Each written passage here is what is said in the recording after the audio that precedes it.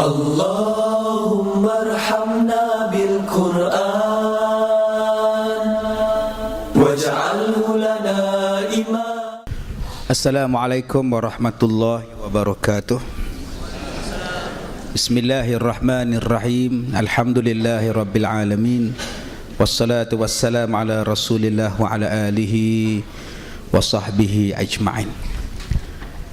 Terima kasih saudara pengacara majlis, tuan-tuan dan puan-puan, mudah-mudahan dirahmati oleh Allah Subhanahu wa taala. Alhamdulillah, saya rasa ini kali yang kedua saya datang ke sini. Ya, kali yang kedua rasanya. Alhamdulillah atas jemputan ini. Sekarang ni saya sedang sedekah. Sedekah nasihat. Sedekah kata-kata. Jadi bila kita sebut macam itu, saya tak penat. Bila saya fikirkan ini adalah pahala, bila saya fikirkan ini adalah satu benda yang mengelakkan dosa, benda ini berpahala, alhamdulillah. Sebab tu tak rasa penat. Orang tanya saya, ustaz, tak penat ustaz? Tak. Mana ada penat? Jawapannya tak. Kalau penat, saya tidur. Nanti sihat balik. Sebab itu saya tidur dalam kereta. Saya balik daripada Lebuh Raya Utara Selatan, daripada Taiping ke Kedah ke Penang ke, selalu saya tidur. Dan saya tak pernah jumpa terowong. Sedar-sedar dekat tol je. Bayangkan tak pernah jumpa terowong. Subhanallah. Nak jumpa apa? Tidur. Jadi tuan-tuan, kenapa saya rasa macam itu? Yang pertama, sebab saya rasa ini adalah ibadah. Yang kedua, kena jaga makan minum. Jaga makan minum. Nak dapatkan pahala, kena jaga makan minum. Pagi tadi saya bangun pukul 4.30. Orang rumah saya dah makan. Saya makan pukul 4.50. Apa yang saya makan? Air zam-zam setengah gelas. Yang kedua, oat campur dengan apple hijau, campur dengan kurma. Bancuh oat. Mikrofon ni kejap ada, kejap tak ada.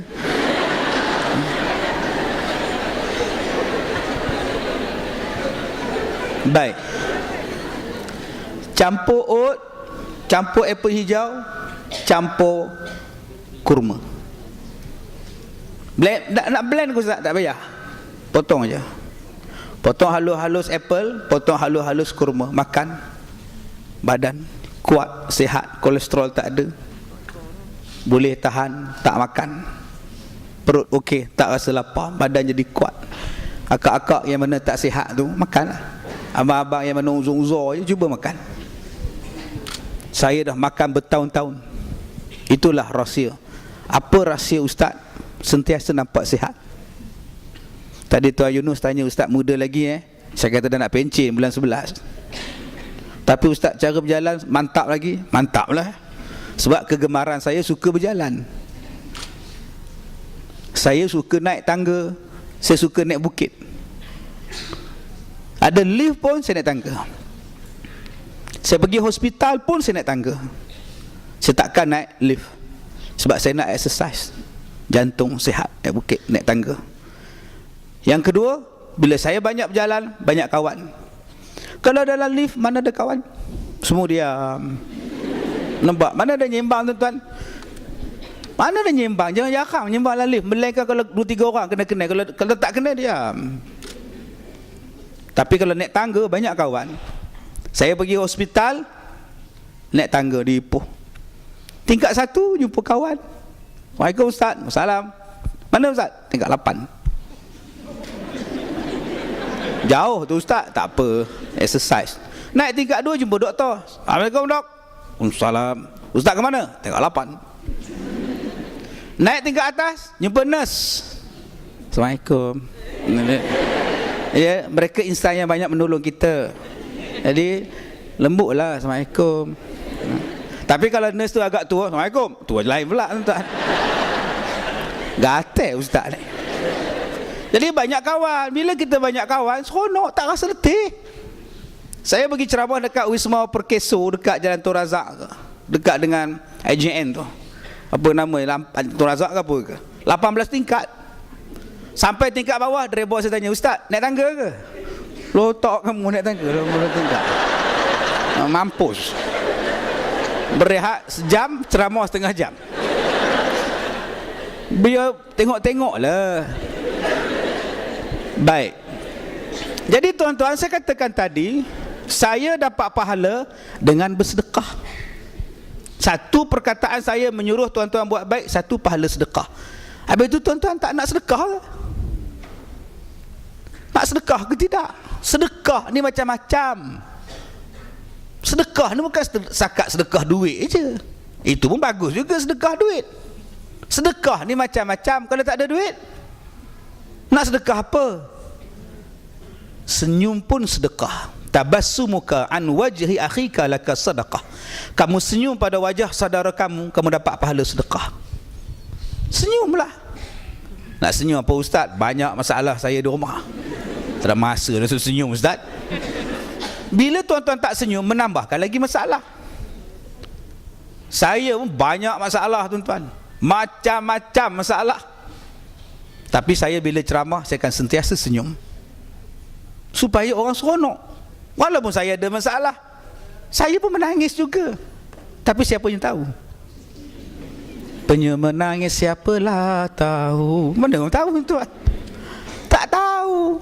Kenapa tak tahu? Sebab macam tak ada masalah. Itulah yang mengheburkan. Banyak masalah tuan-tuan. Kalau fikirkan masalah saya sendiri pun takut nak buka Facebook saya. Banyaknya orang hentam saya. Masya Allah, subhanallah. Salah juga tu. Facebook kita pun takut nak buka. Tak adalah takut. Tak. Facebook saya semalam jam. Satu post yang saya hantar dibaca sampai 1 juta, 1.4 juta. Like saja sampai 40,000. Komen 6,000. Memang tak baca lah. Tuan-tuan, kalau tuan-tuan komen dalam FB saya, jangan harap saya baca. Tobatlah home, tak baca. Jarang-jarang saya baca. Saya post je, lantak koma lah situ. Buat apa sepening kepala saya? Kalau nak fikirkan masalah, tak senyum kita. Tapi senyum itu mengubatkan hati kita. Sedekah. Dan senyum tidak letih. Tak perlu kata apa-apa. Tak perlu kata apa-apa. Senyum-senyum je. Mana ada senyum letih? Ada lepas senyum tuan-tuan, oh pipi. Kenapa mama penat? Mana ada? Yang penatnya yang cakap. Yang senyum leh. Senyumlah lepas ni. Jumpa orang senyum. Jumpa pelanggan senyum. Pelanggan datang marah pada kita. Senyum. Apa gelak-gelak? Dah lah. Apa lagi yang nak buat? Cuma saya pesan, kalau nak senyum, pastikan ada orang. Jangan duduk kat kaunter senyum. CCTV ambil pula gambar. Udah tak sihat ke makcik kita tu? Sejak Ustaz Kazim datang yang dia tak sihat tu. Ya. Ni kena jaga ni tuan-tuan. Nak senyum pun kena tengok juga je. Duduk seorang-seorang kan tukar alamat kita. Elok duduk di ceras, sudah tukar tanya rebutan. Kalau senyum dan manis muka itu pun merupakan pahala sedekah, kenapa tak nak buat? Senyumlah. Kita kadang-kadang senyum dengan orang, dengan suami, dengan isteri. Abang dah makan abang? Jawab, cubalah jawab. Belum. Abang belum makan. Kenapa tak makan? Tadi dekat pejabat pun dengan jamu makan. Ada kawan tu sambut hari jadi, tapi abang tak makan pun. Dah janji nak makan dengan awak. Nampak? Dekat masjid tadi pun dia orang jamu makan pun abang tak makan. Abang terus balik je. Lepas main syak terus balik. Tak makan pun. Kenapa? Yelah, nanti awak makan seorang. Kesian kat awak. Nampak? Seronok tak isteri? Seronok. Padahal dia terkedarah 4 pinggan tu. Di pejabat 2 pinggan, masjid 2 pinggan. Sebab tu kita dibenarkan berbohong 3 tempat. Kita dibenarkan berbohong pada 3 tempat. Pertama, bohong yang dibenarkan apa? Al-kadhibu 'ala imra'ati liyardiyaha. Dia tipu isteri dia supaya isteri dia suka. Itu bohong yang dimaafkan. Bukan tipu sebab nak kelentong dia. Tipu curi duit. Abang nampak tak duit ya dalam ni ha, dompet ya? Tak ada lah, 100 tak ada. Abang tak nampak ya? Abang tak pegang pun, padahal dia yang curi. Ustaz, saya berbohong supaya, bohong macam tu berdosa. Siapa ambil abang Anak bagi tahu. Mama, semalam adik nampak ayah ambil duit mama. Masa tu adik tidur kat sini, ayah buka. Ayah ingat adik tidur, adik mata macam itu. Anak bagi tahu. Padan muka. Jadi bohong macam tu berdosa. Bohong yang tak berdosa ialah bohong supaya isteri suka. Tuan-tuan tengok televisyen, tengok-tengok ni lopa keluar. Baca berita ni lopa tu. Isteri kata abang, cantik kan Nilofa? Cantik isteri abang lagi. Bohong tak tu? Bohong. Tapi dibenarkan. Tak jadi masalah supaya isteri suka. Cantik isteri abang lagi. Ada untuk ni. Nampak? Yang tu dibenarkan. Tak salah, bohong yang tak salah. Abang-abang balik bagi pada isteri makanan ke minuman ke balik. Dia pun bawa pergi ke dapur. 4 langkah dia berjalan ke dapur, abang-abang tahan dia. Ya, kejap ya. Hai, apa tu? Kita kata isteri, ya, kejap ya. Cuba tengok belah abang. Isteri pun pusing. Cuba pusing ke tepi. Pusing ke sini pula. Nampak kurus dah sekarang. Nampak? Suka tak? Dah slim pada awak. Awak minum slimming tea ke? Ke kartun? Cuba tengok kartun. Suka tak isteri dia? Sukalah. Isteri ni mesti cakap, nyampah awak ni. Dia hantar barang ke dapur, dia pergi masuk bilik. Mesti dia tengok cermin. Padahal kecil sikit je pada Tuan Ram, tak ada besar mana. Bohong yang kedua yang dibenarkan syarak ialah bohong dalam perang. Berbohong dalam perang dibenarkan. Itu dipanggil taktik strategi. Yang ketiganya bohong yang dibenarkan supaya mendamaikan dua orang yang bergaduh jadi damai, jadi elok, jangan gaduh-gaduh. Terpaksa berbohong supaya mereka ni jadi baik, maka dibenarkan syarak. Lain daripada itu bohong adalah haram. Baik, jadi kita lihat di sini menyukakan orang itu merupakan satu sedekah. Tuan-tuan sekarang ni bekerja, tidakkah orang lain berjuta-juta di Kuala Lumpur ni suka dengan tuan-tuan? Tidakkah orang senang dengan tuan-tuan, urusan senang tuan-tuan? Berapa banyak urusan sedekah yang tuan-tuan uruskan setiap hari? Yang ni yang nampak kerja kita. Jangan kita kata bahawa kerja kita ini tidak ada faedah, tidak ada ibadah. Tak. Kerja tuan-tuan menjadikan orang senang. Bukan senang nak buat maksiat, senang hidup. Senang urusan hidupnya. Tuan-tuan dikira sebagai sedekah. Sebab itu tuan-tuan, jenis sedekah yang pertama ialah sedekah senyuman. Sedekah yang selalu kita lupakan. Ya, sedekah yang selalu kita lupakan ialah zikir. Setiap satu benda bersedekah. Ni tulang-tulang kita, sendi-sendi kita ni, jari kita ni ada sendi. Ada beratus-ratus sendi kita setiap hari. Sebenarnya sendi-sendi kita ini juga berzikir pada Allah. Sendi ini juga bersedekah kepada Allah. Sebab tu bila kita ni ingat bahawa peluang untuk kita bersedekah sangat luas, sangat besar, maka carilah peluang untuk bersedekah itu. Saya bacakan dahulu satu hadis Nabi sallallahu alaihi wasallam. An Abi Hurairah radhiyallahu anhu qala qala Rasulullah sallallahu alaihi wasallam kullu sulama minan nas alaihi sadaqah kullu yawmin tatlu'u fihi syams ta'dilu baina ithnain sadaqah wa tu'inu ar-rajula fi dabbatihi fatahmiluhu 'alayha aw tarfa'u lahu 'alayha mata'ahu sadaqah wal kalimatut thayyibah sadaqah wa bikulli khatwatin tamshiha ila salah sadaqah wa tumitul adza 'anit tariq sadaqah, rawahul Bukhari wal Muslim. Baik, hadis ini adalah riwayat daripada Abi Hurairah. Abi Hurairah nama penuhnya ialah Abdurrahman bin Sakhar. Nama IC-nya ialah Abdurrahman bin Sakhrun. Nama glamournya ialah Abi Hurairah. Jarang kita tahu nama penuh dia, kita selalu gelar nama gelar. Kita tahulah Abu Hurairah, bapa kepada anak kucing, sebab dia ni bela anak kucing selalu. Bila selalu bela anak kucing, maka Nabi panggil dia bapa anak kucing, Abi Hurairah. Dia adalah pelajar, ketua pelajar pondok. Pelajar pondok Nabi ada 300 orang yang belajar dengan Nabi siang malam. Dia ni tak ada kerja apa, tuan-tuan. Dia tak ada kerja apa. Kerja dia ialah belajar. Duduk dengan masjid Nabi, duduk ikut Nabi, perang dengan Nabi, mana Nabi pergi dia mengikut, dia menghafal hadis-hadis Nabi. Ketua pelajarnya siapa? Abi Hurairah. Dema ni dipanggil apa?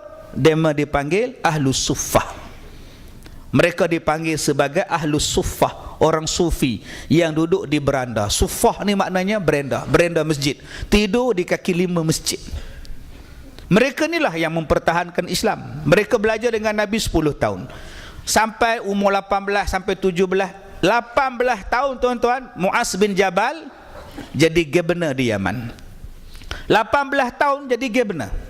18 tahun jadi jenderal perang. 18 tahun jadi ulama. 18 tahun jadi orang yang hebat-hebat.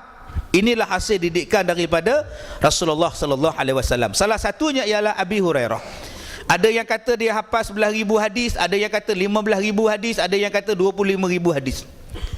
Abi Hurairah ni di zaman Umar Al-Khattab dilantik menjadi governor.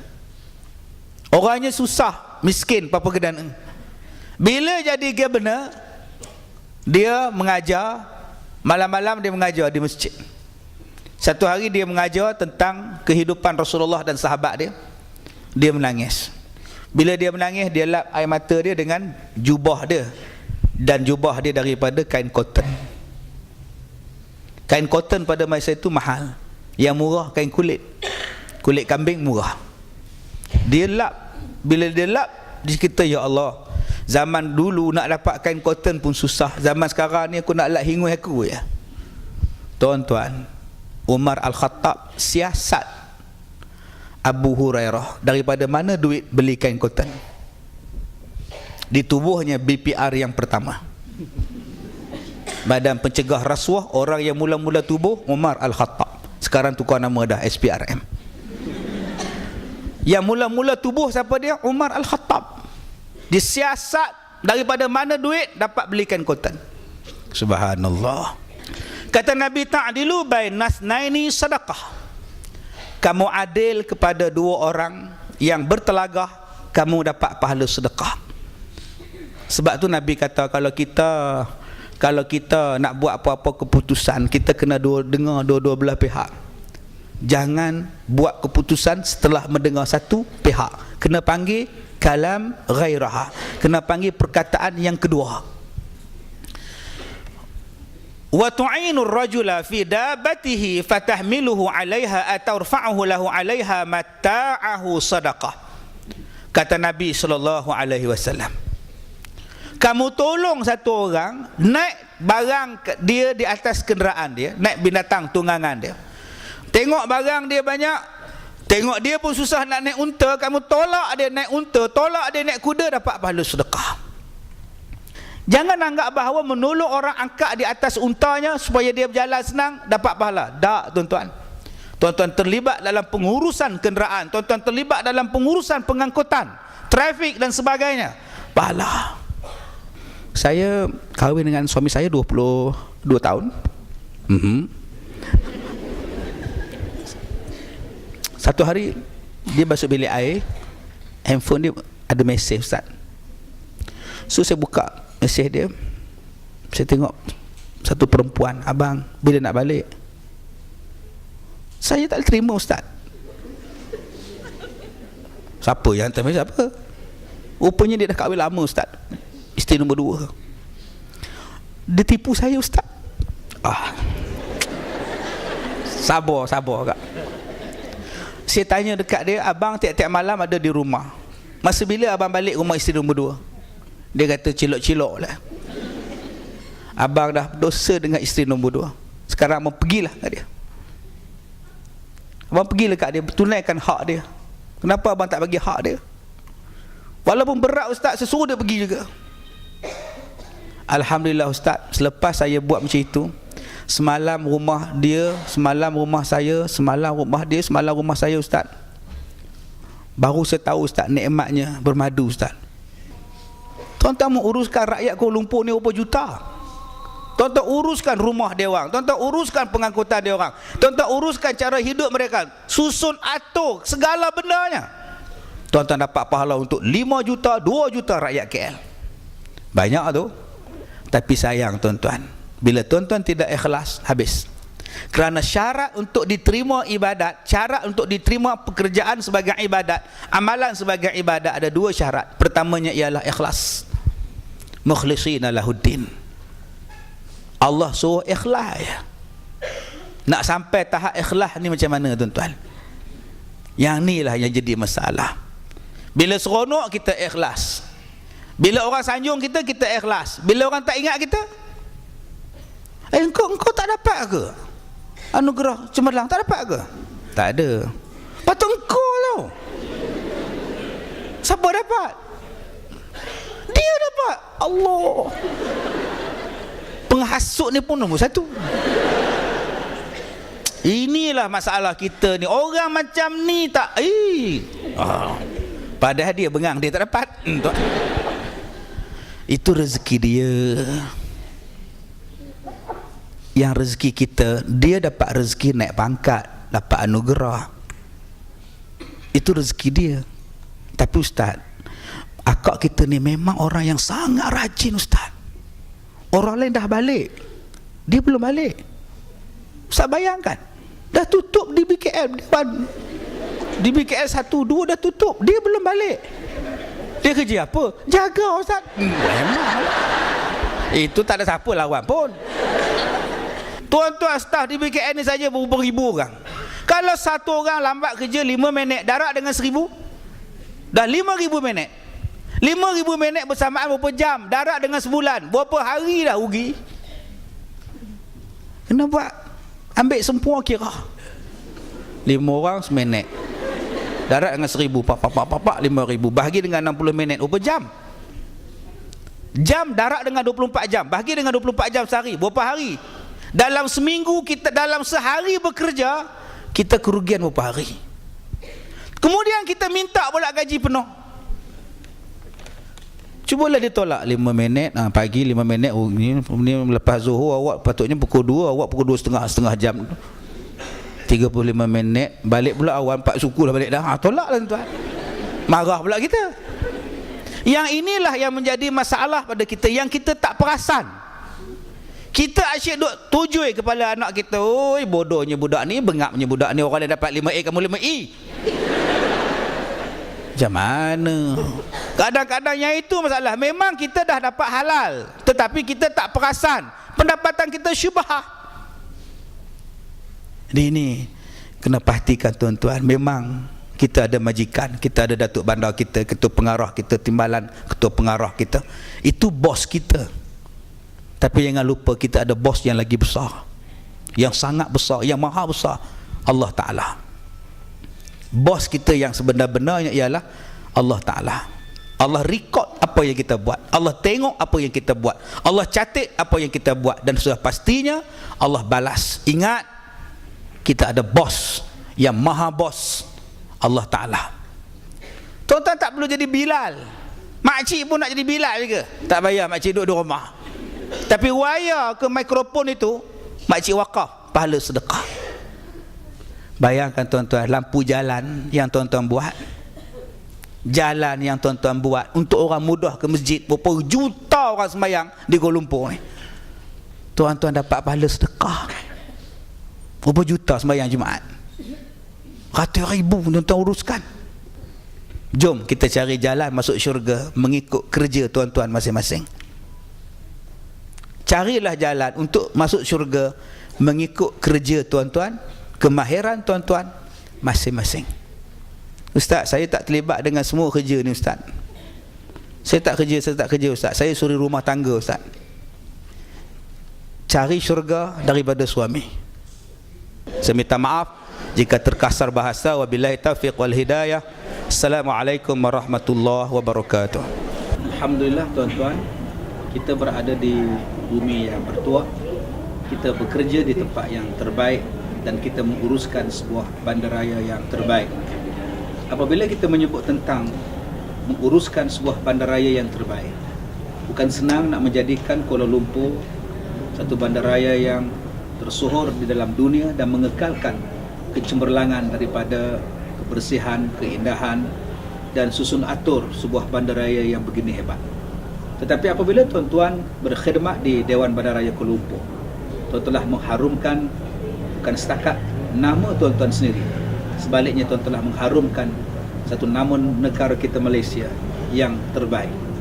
Dan saya sebagai seorang rakyat biasa mengucapkan jutaan terima kasih dan penghargaan yang tidak terhingga atas perjuangan tuan-tuan selama ini untuk membangunkan Kuala Lumpur, menjadikan ianya sebuah bandaraya yang senang dikunjungi, satu bandaraya yang sangat mudah diingatan dengan berbagai kemudahan yang diberikan yang terbaik kepada kita.